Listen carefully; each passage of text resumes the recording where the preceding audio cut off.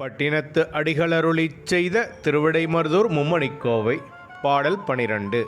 காணீர் கதியொன்றும் கல்லீர் எழுத்தஞ்சும் வல்லவண்ணம் பேணீர் திருப்பணி பேசீர் அவன் புகழ் ஆசைப்பட்டு பூணீர் உருத்திர சாதனம் நீரெங்கும் பூசுகிலீர் வீணீர் எளிதோ மருதப்பிரான்கழல் மேவுதற்கே.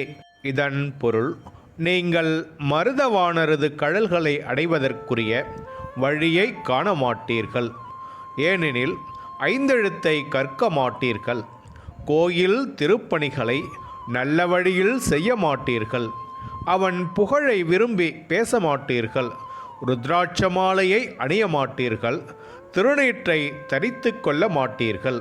வீணாக காலத்தை கழிக்கின்றீர்களே, அவனை அடைய முயலுங்கள் என நம்மை ஆற்றுப்படுத்துகின்றார்.